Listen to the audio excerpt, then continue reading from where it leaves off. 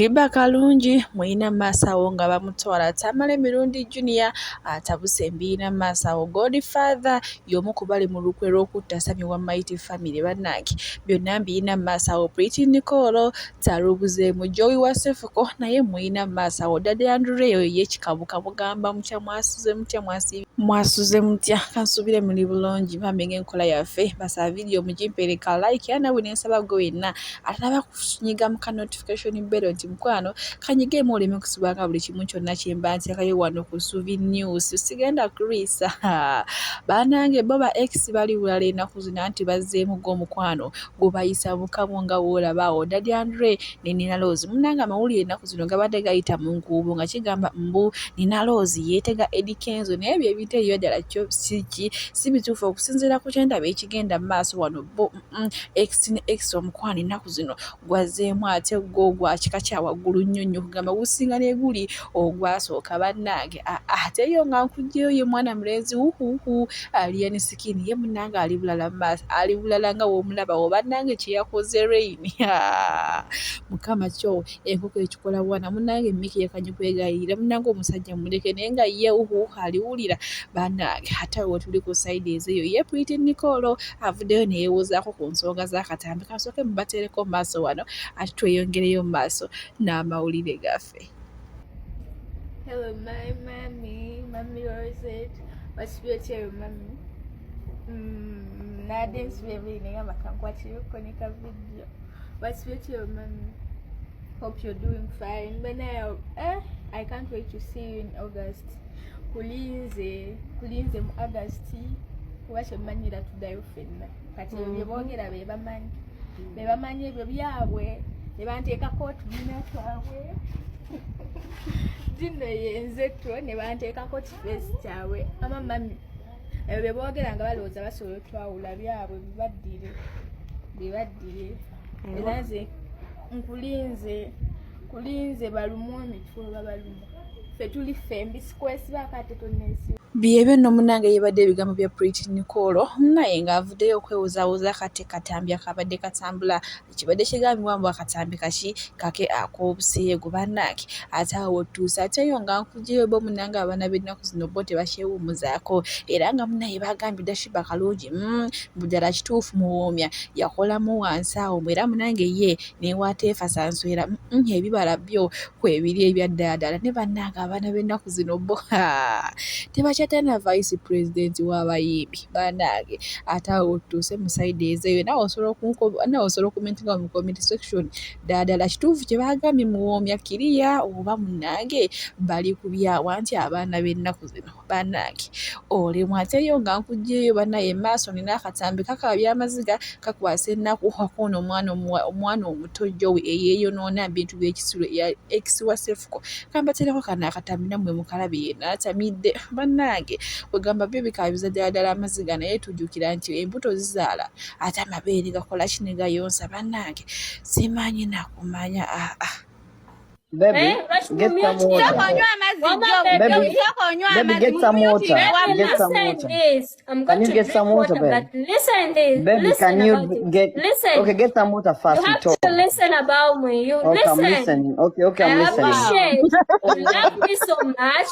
Ofuna nkwagala nnyo omazisa. Abasooka bonna natomera badde I appreciate that. Are you there? I appreciate. I love my babes. I love you so much. I'm drunk, but I'm talking the truth. I'm talking the truth, okay? Baby, I'm talking baby. the truth. Okay, baby. Okay, listen now. Baby, can you get some water, please? Please. I love that. Then I'll repeat it. Can you repeat it for me? Got it, baby. Okay, kamama. Tusaba ofune ku mazzi. Okay. Then can you repeat it again? Okay, tusaba ofune ku mazzi. Okay. Okay, kamama. Tusaba ofune ku mazzi. Yeah, kagala care. That's what I want, you know? Okay. Yeah. So when I tell you to repeat it, you have to repeat it for me. Yeah, we did, but then go get water now, and then we can start the vibe. Oh, you want the vibe? I'm the vibe. I'm the vibe. Wamaka mama, What do you situkofune want me to kumazi. do? You tell me what do you want me to do? I do it. Okay, I'm the situkofune vibe. kumazi. Situkofune kumazi. Mujesi manyi mbukoka atamiza. Okay, Fabien. No, nashi tosoma comment kubanga amazzi tetugenda gafuna. Baby, why are you saying Tikoka No, You're Joey, laughing at me. Joey, situkofune kumazi you love. promised to listen to me. You're laughing at You me, actually, babe. Why are you baby, laughing at me? no, you promised to listen to me. I'm just in the But you vibe. know, I'm just in I the know vibe. you But are. I'm not drunk.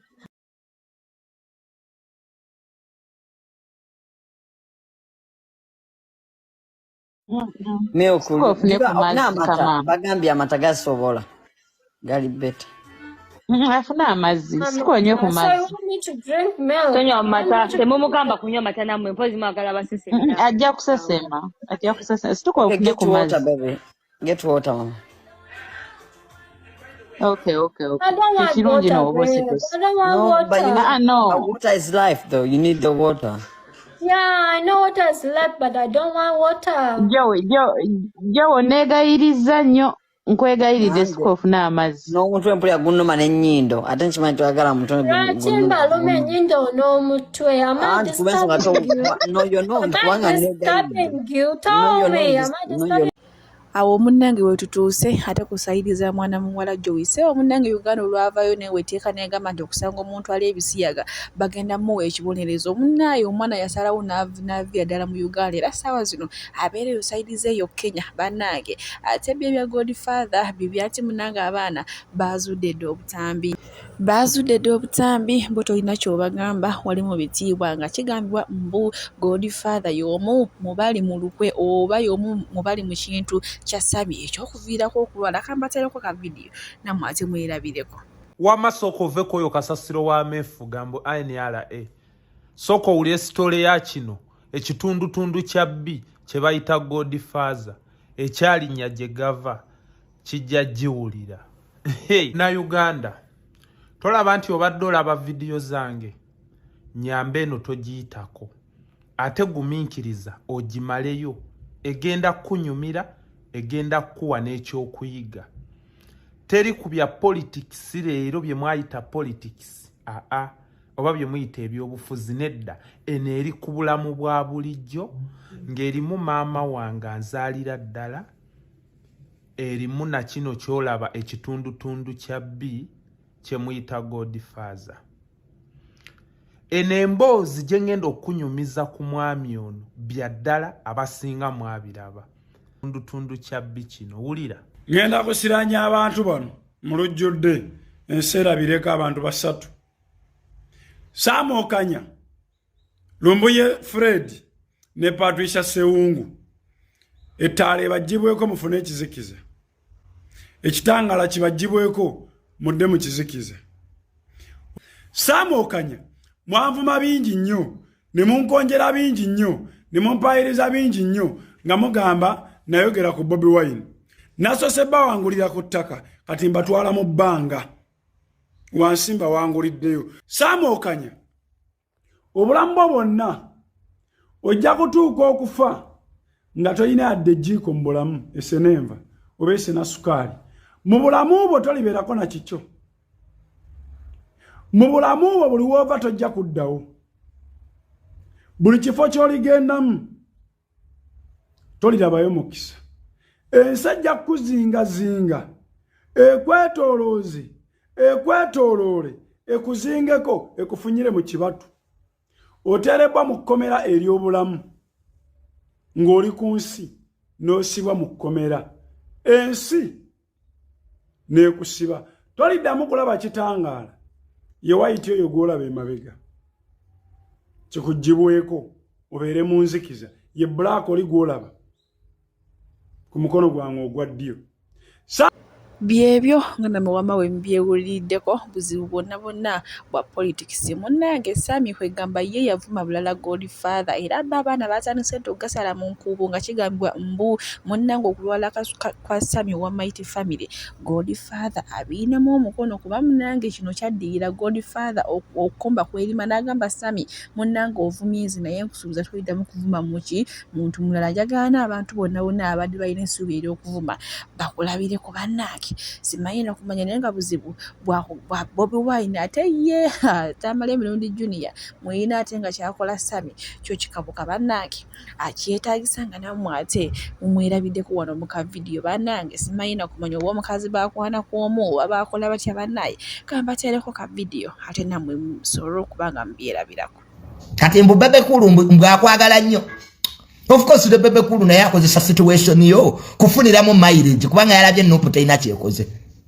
Kati era bulijjo mbaga Sammy mbega. Kati bebe kulu omukwano yagujjeewa ku Sammy. Bebe kulu apostinga ku bantu batamanye ebbanga ly'omulabidde. Abenaali mu balwala bebe kulu nga tabapostinga. Lwaki Sammy gwa postinga. Avuga nti mbega munnaffe Sammy.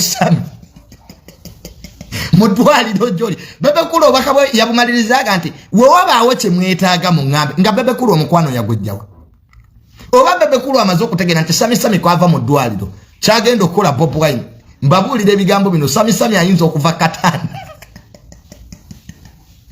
n'asooka ayambala principal mbabuulira